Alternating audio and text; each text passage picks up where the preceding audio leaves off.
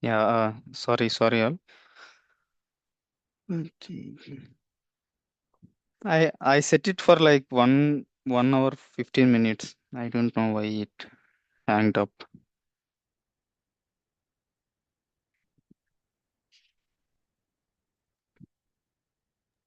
It's set for 40 minutes, Nagendra, so that's why it's ended. Okay. Yeah. Let us wait for just 2 minutes.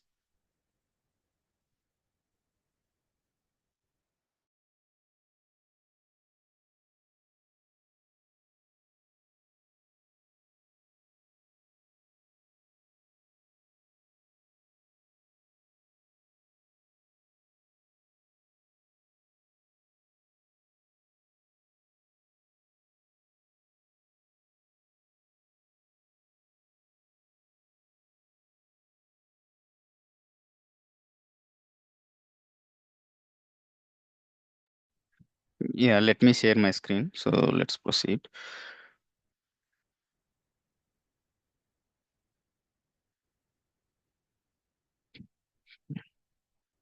Is my screen visible? Yeah, it's visible. Okay. See in the else if condition, so we can keep like any n number of else if conditions. Okay. This is condition one, this is condition two. Okay. So else if condition two, condition three. So likewise, those many, I mean n number of else if conditions we can place. Yeah. So I mean we can place the n number of else if conditions, but it is like else condition is also like we should be placed. Where is this mouse cursor?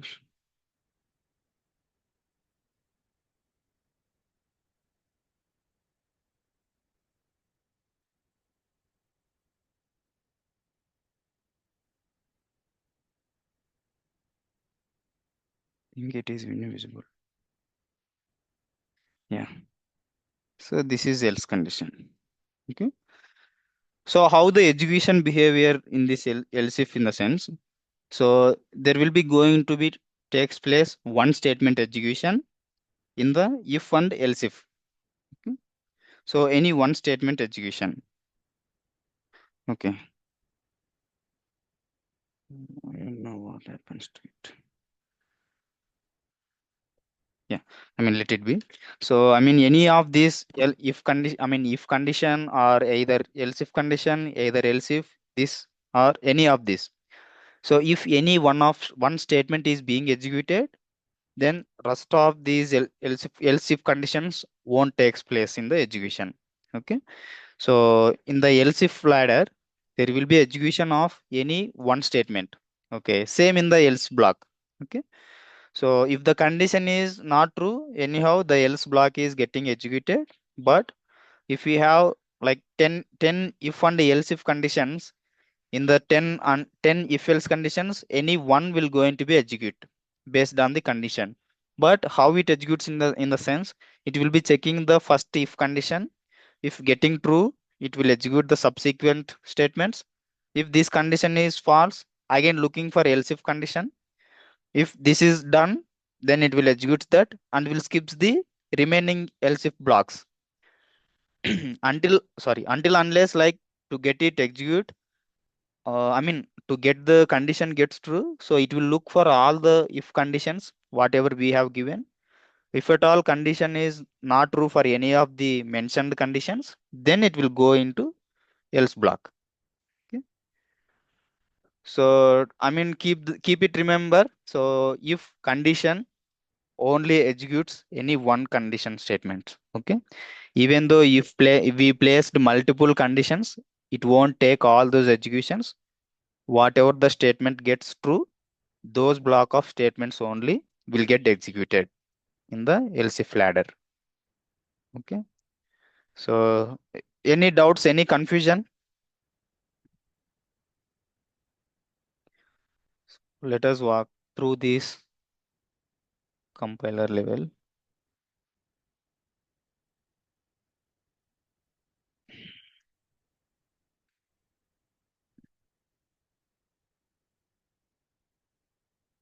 Okay.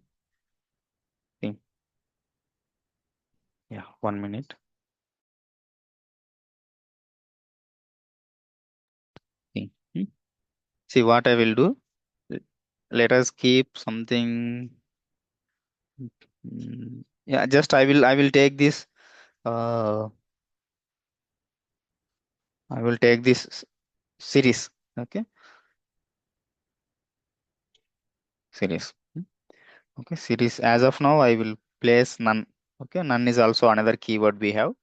So just to have the variable empty with clean, we will be placing none. Okay. So now if series is series equal to, so 70, print, so 70 series. Just it is like any series number I will display. Okay. The same way else if condition I will keep. Else if, now the statement, I mean this space is also important. Okay. So series equals to 80, then like 80 series. Okay, comma series I will print just for namesake. Now else if series 90, okay, then I will print 90 series. Okay, so I have kept three conditional statements. Let us keep one more thing. So series equal to 20, print like 20 series. Sorry.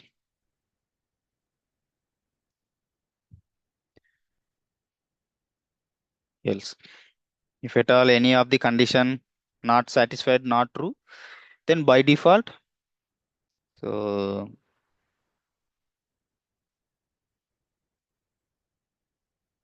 it belongs to which series? It belongs to series number. Oh, what series? I can say belongs to series. In between that, see here, I would like to print that the series over here. How we can say F series. So it belongs to whatever the series. If I gave 60, it belongs to 60 series. Okay. So yeah, let us now, if I place the manually the code here series number, anyhow it will takes that and will print out that respective condition statement. It belongs to 60 series. Okay. So now I would like to, I mean, you got this right. Like, let me check with this 80 series. Okay. So it will takes only whatever the condition gets true. It will checks that and will print that only. So it won't consider all this. So just will execute any one of these if statements. That's it. One time execution only. Okay. 80 series. So series belongs to series. Now, I mean, one more little interesting point here. So what else if we need to take this value dynamically? So there is a method called input. This input will be taking the reading the inputs from the keyboard. At the time of execution, it will ask for the value. Okay, let us observe here. See, input, if I run this one, it will ask the value. I will be giving 20, enter. See, it belongs to 20 series. Okay, why? Because this is being matched. Okay, now, but we didn't clear it, right? Is it asking the input value or how? Then in that case, we can place some string. So enter a series value, series value. Okay. Now, now if I run this, this statement will be like print on top of this one, and then it will like suggesting us to like print something value. I will place 10. Then if we enter automatically, it will get into execution mode. So it belongs to 10 series. So I mean, like this is the value. So how we can print it, and how we can compose this if conditional statement and if statement. So, but the if statement, whenever the condition is true, then only it will get the execution block. Okay, otherwise it won't. Okay. So is it clear?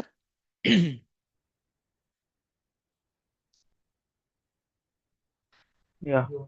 Mm, thank you. So what is this one? So this one, this method, so it will be like help us to read the inputs from the keyboard dynamically.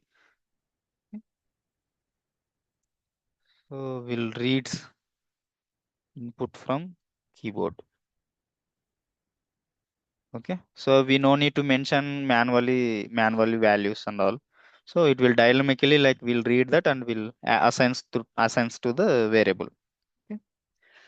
So and one more thing, by default it will be considering, see, string type it will consider by default. I want to check this input. Okay. See, let us see. Yeah, enter a value 30. What type of value it is? String type. Okay. But if you need to change this, I mean, you please like address this one. The input, this input method, whatever value you will be giving from the keyboard, it will reads it. That is fine. But by default value, the data type it is considering of string only. Okay. See, observe this one. Now, how like do we need to change this one? So we can use this int of this. Okay. See here 10. See what we have here, like integer value we have here. So then I mean we can typecast it like whatever the data type we would like to do it, we can convert it into respective level. So this is one thing. Okay. It will read input from keyboard and with the data type of string. Okay.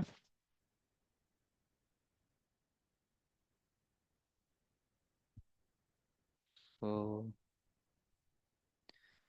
yeah, 1 minute.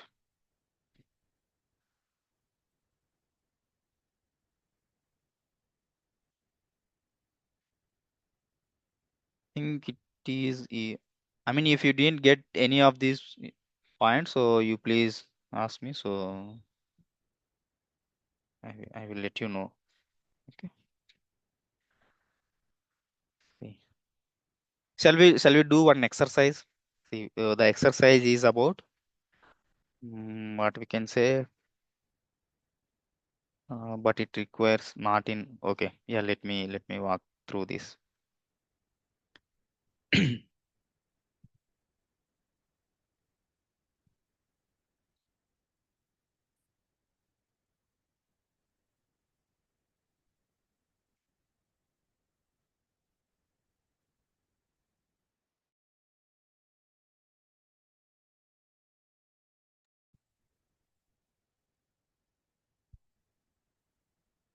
Okay, but it requires another for loop also. So yeah, we'll discuss tomorrow about the exercise. But for loop is required to have for this discussion. Yeah, let me walk you through the for loop also. Okay. So now so I mean if condition statement, so we have done. So if condition, if statement is done. If anybody have any questions at any time, you can ask me. So and then let us walk through this for loop. Okay. So for loop. So it is like iterative kind of execution we will be observing. Iterative means like looping. So it's a kind of keep on executing until some condition gets failed. So here until condition fails. Condition fails. Okay. How the condition fails, we'll observe in the execution part. But what is the syntax here? Like the same, for loop is the keyword. This is the iterator. This can be any variable or anything, any value it can be. So this is the like key point. It will which will make us to bring the values at every iteration. Okay. See, for example, if we had 10 records or 10 values, so each value we need to be traced. So how we can trace, or how we can traverse, or how we can read, in the sense, this variable will bring up that each value at one time. So with this only we can read that iterative wise the values per iterator. And this is the in, it is also fixed one. This is the like target or something, range or whatever. So wherever the value we have, and from the source or target where we would like to keep the records or bring up the records to notice. So this is how like the syntax it is. Again, this is the same key colons. From here, like four indentation spaces. From starting on here onwards, it will we will be like bringing up all the statements. What is the end of the for loop? Until starts here. If a statement getting start here, then it says that for loop is over till this statement. Okay. So the same, like again the same behavior. So body of the, I mean scope of the statements. So for the for loop, the same. So until to equivalent statement to the for loop. So before that statement is like all comes under the for loop only. Okay. So let us take a look here. So I mean we have another method range here. In the for loop we will be using this range. So range is a method, it's a function. What it does, it will be like giving us a kind certain level of range values. Okay. So starting it from I mean this range method, this function will takes parameters. Okay. One is start position. This is range end value. But this one always consider the range function end minus one value. Okay. As the list index it starts with 0, so the same range will start, I mean end with minus 1. Why? Because this by default start position is 0. Default start position is 0. Okay. See, that's why, so it starts with 0 by default.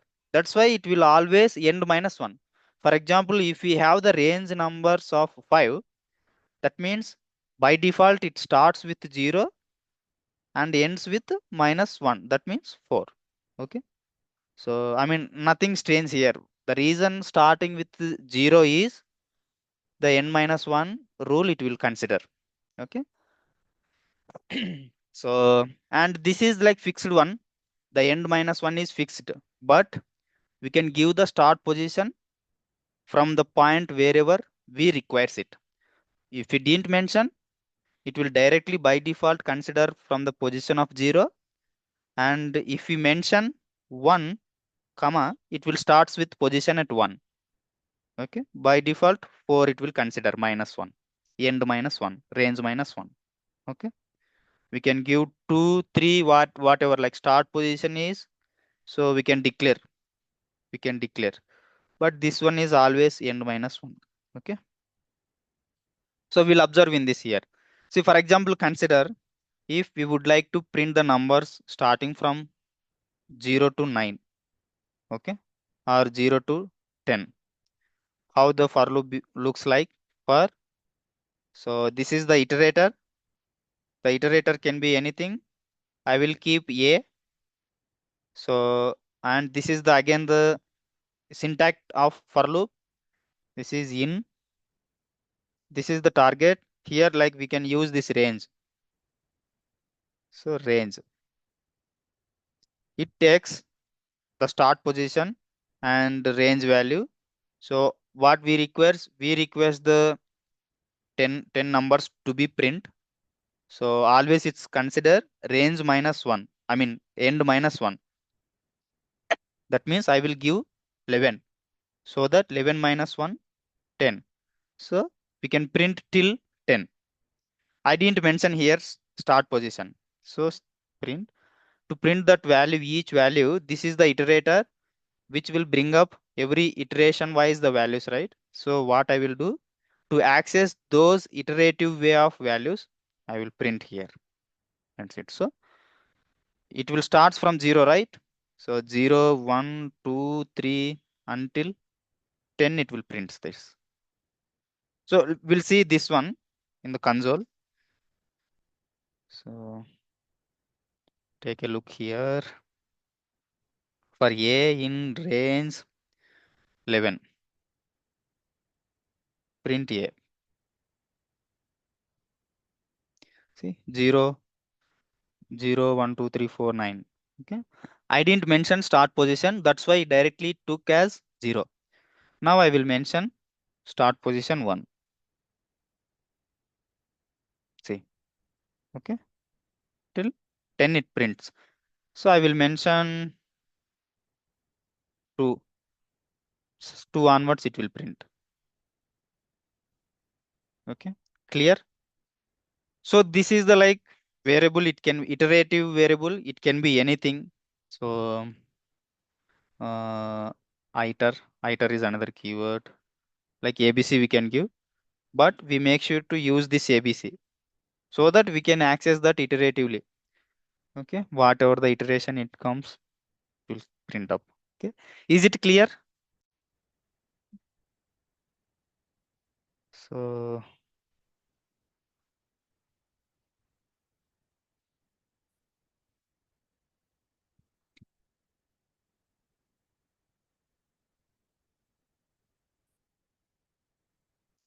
starting from 1 here. Okay,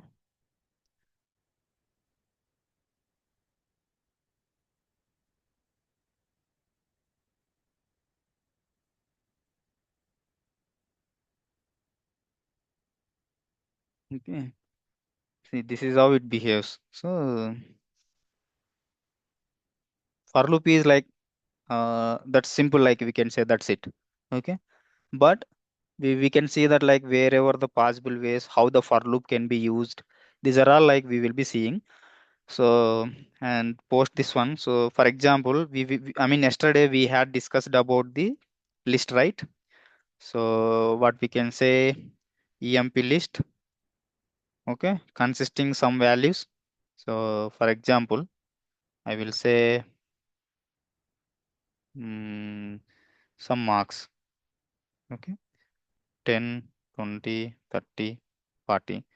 Now if I want to print each element of this list one by one, how we can do this?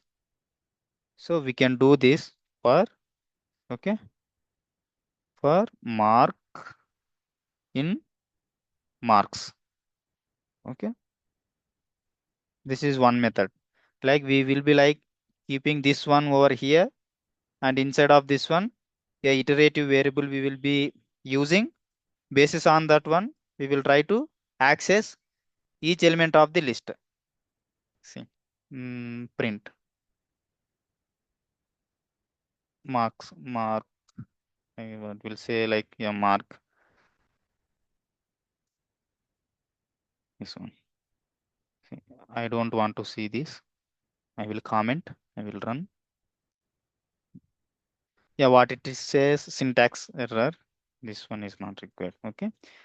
See, if statement is in comments, so like Python interpreter won't consider that for execution. Okay. See marks. So one by one, it got printed. Okay. So yeah, this is how like we can do it. One thing. So this is one by one we have printed, right? So through indexing also we can able to print it. Now if you see, observe here, I will be make use of range condition. So m in range of length of the marks. This length function what it does, it will be giving the length of my list. So length, marks list length, this one. Okay. This one, what it does, see, check this print. Okay. So list length, I will comment here. See, what is the list length? Length elements of 4. Okay. So this range is requires integer number, right? I will pass this list length. I have this. I will start this. Okay. So what it prints now, m variable will start printing from 0. See, observe here. Sorry, it throws error. Why? Because I missed this colon. Enter. Place this. Okay. See, it starts 0, 1, 2, 3, 4, right? Okay. Now these are all the indexes of list. Okay.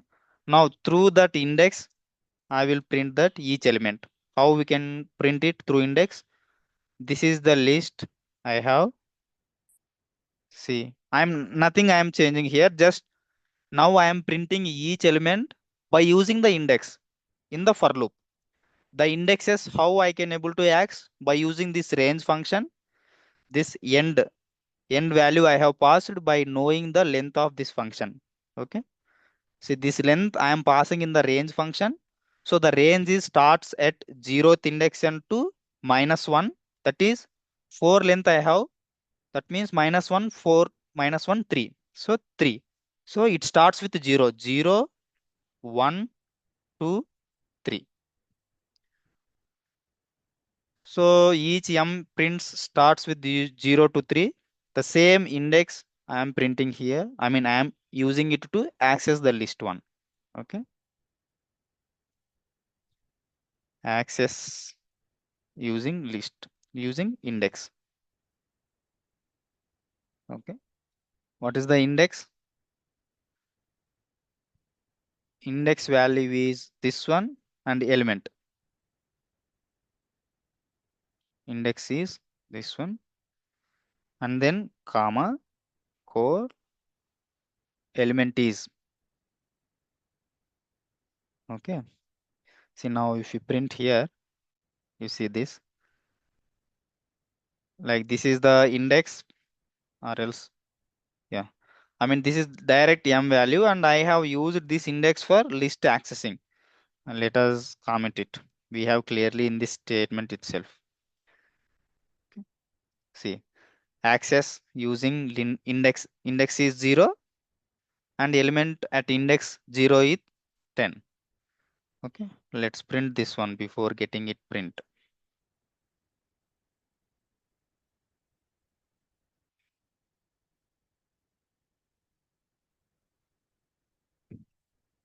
See,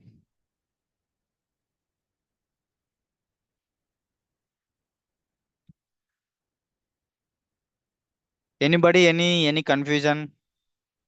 Marks list is. Okay.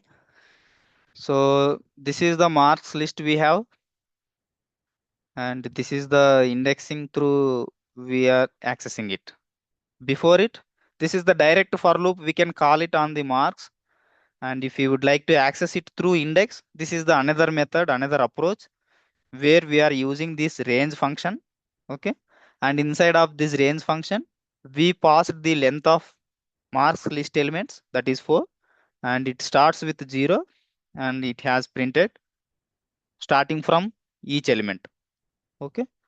Again, like if we want to access the list element starting at first index onwards, so we can place it here, the first element, first index starts position, and then we can observe here.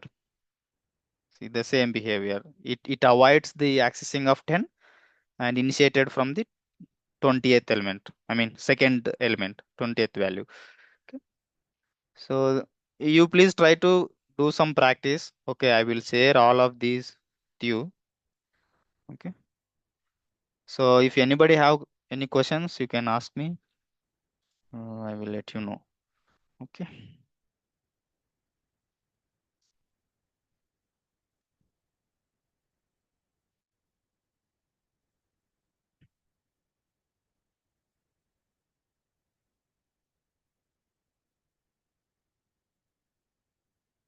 Yeah, there is one interview question. Like find the remove the duplicates from the list. Okay. See, I mean, I will erase all this. Okay. Or else I will keep this comment. And let me walk you through this here.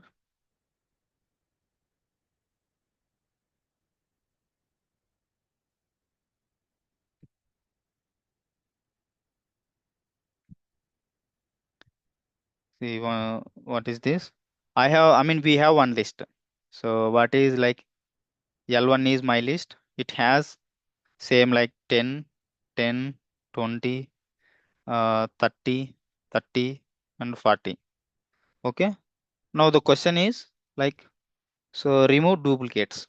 Okay. Remove duplicates without using any function, built-in function, without built-in method. Okay. This is the like most interview question in Python in D basic level. They will ask in L1s. Okay, how we can use this one? So the same for loop we can use it to implement and to avoid the duplicates. And the same in method we will be using. How we will be using? See, you clear with this question, right? So we should make it remove, and this need to be removed. What I will say? I will say result list. Okay, result list equal to this one I will keep. Okay. What I will do, so I will try to, I mean, to remove the duplicates, I need to read all the values. So how we can read it, all the values by using the for loop. For loop. Okay. So I will say K or anything we can say here in L1. Okay. Now, yes, I got this value. Okay. Now I will check this. Is this present in this one? Okay. So for the first time, it won't be present any value. If element, say, if if element, this is the logic how we need to implement. If element present in result list, that means like avoid insertion, avoid avoid insertion, insert insertion, insertion. Yeah, I mean, don't please avoid. Excuse me for spelling mistakes. Yeah, if element not present, if element present in the list, so then avoid, I mean, don't insert such element, don't insert such element. Okay. If element is not there in the list, so insert it. Okay. So I will keep that I mean statement here. So we have element here. Okay. If this element, if K, this element is not in result list, what do we say then? We should insert. How we can insert? This is the result list dot append. What element do we need to append? This element. Why? Because this is not exist in the newly resulted list. New result list. Let us observe here.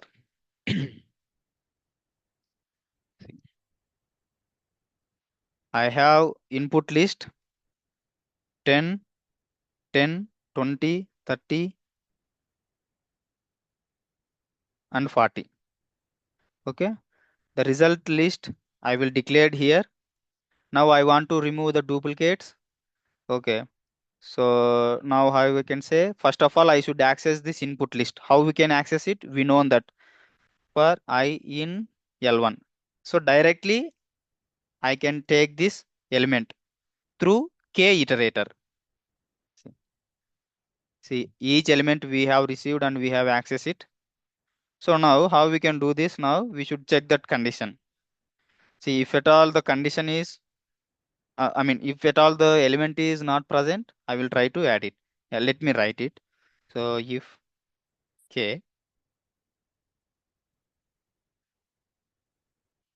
is not in result, result dot append k. This is one method. Okay. Another logic we can see, if k in result, then avoid it. If k in result, like pass element k is already present in result list.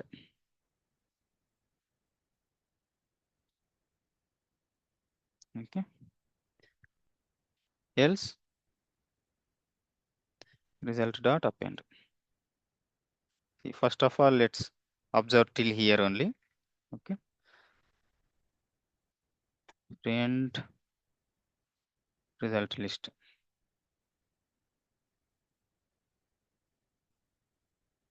Okay. Syntax, if k not required, if k not in list. Okay. See, if you observe, see, there is no duplicate elements in the result list. So what I will do, I will print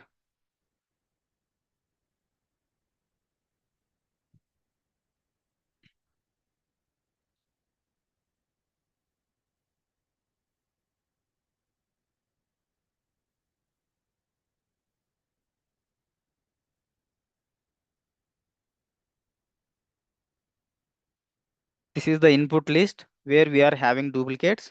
This is the result list where we didn't have duplicates. See what we did. So we used for loop.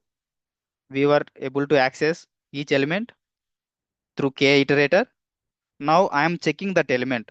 If k is not in the result list, then into that result list append the value that is k value. This that is like these values.